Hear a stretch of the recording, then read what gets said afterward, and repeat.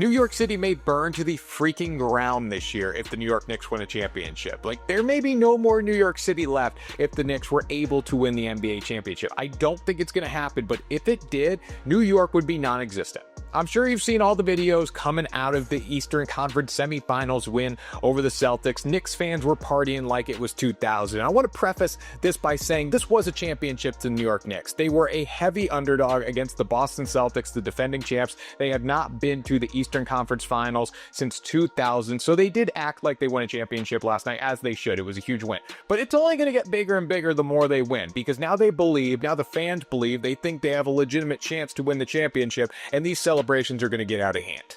And before I break down some of these clips, first off, I want to say I'm a Boston Celtics fan, and the New York Knicks deserve this title. A lot of Celtics fans out there right now saying that there's an asterisk around this series win.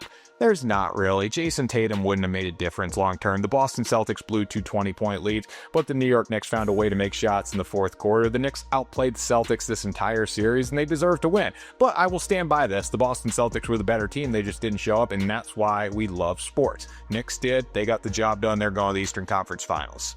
So Knicks fans had a time in the streets of New York City. First one that caught my eye, I don't even know how this dude got up to the top of the Jumbotron outside of Madison Square Garden. I don't know how he climbed up there. It just blows my mind, the athleticism on him to actually get up there. And then, like, I'm looking at this video, he's super high up in the air. I don't know how he didn't have fear of falling. Maybe he was drunk a little bit, but this is not safe. Hopefully they get this one under control moving forward if the Knicks are able to win another series. Nobody should be up on top of the freaking Jumbotrons. The next one was pretty simple. They were blocking the team bus. This is a usual New York City behavior. I'm sure other cities have done it too, but typical New York City behavior, blocking the bus, waving goodbye, all that stuff.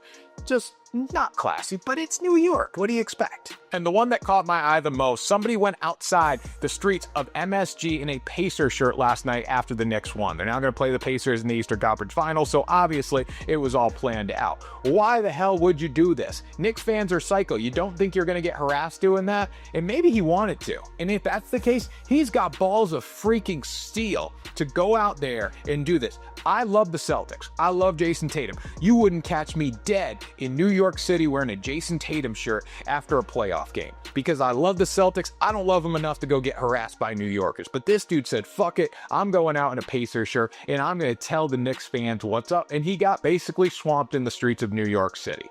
I hope he was a YouTuber. I hope he was a content creator. I hope there was a plan behind this, because if you're just doing this for fun, man, you're a sick individual. And I really hope this fan epitomizes the entire Pacers fan base, because I would love to see Pacers fans and Knicks fans in the streets of New York City getting after it, talking shit, and obviously making viral videos for us to talk about.